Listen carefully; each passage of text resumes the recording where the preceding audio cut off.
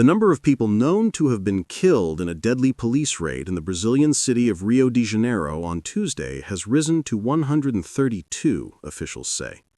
This is more than double the figure cited after the police operation in the favelas, poor neighborhoods of Alemão and Penha in the north of Rio de Janeiro on Tuesday.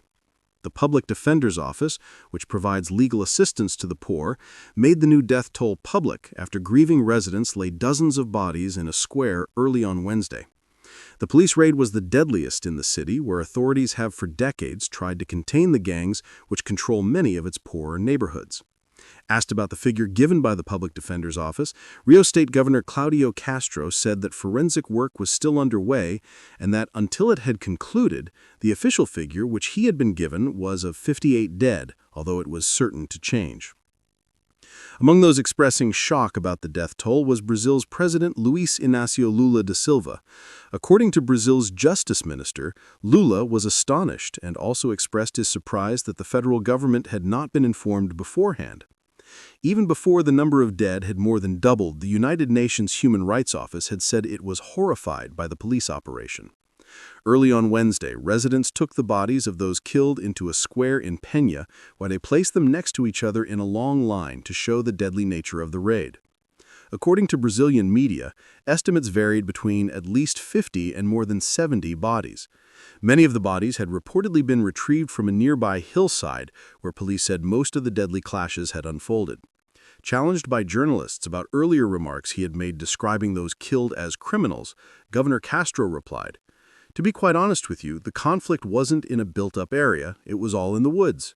So I don't believe anyone was just strolling in the woods on a day of conflict, and that's why we can easily classify them." Residents described the scenes unfolding on Tuesday as warlike, with shootouts between officers and armed men, with buses set on fire to create barricades. According to the police, gang members also used drones to drop explosives on the officers as they fanned out through the neighborhoods, which are strongholds of the Red Command. This is how the Rio police are treated by criminals, with bombs dropped by drones. This is the scale of the challenge we face.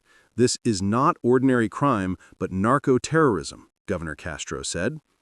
Governor Castro said that the raid was 2 months in the planning and was based on a thorough investigation. Among those arrested is a man accused of being a leading drug dealer for the Red Command.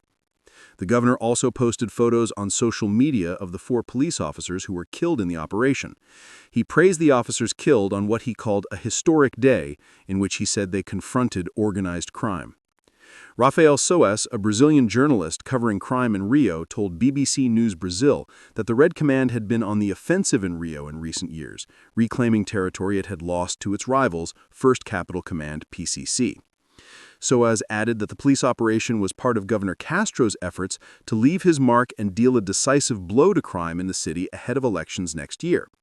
The police raid also comes just days before the city is due to host the C40 World Mayors Summit, a meeting of nearly 100 mayors from the world's leading cities, and the Earthshot Prize, the environmental award which will be handed out by Prince William on 5 November.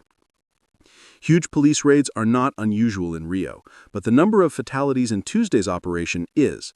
According to Soares, police operations in which more than 20 people are killed are very rare across Brazil, and those that do occur have mainly happened in Rio.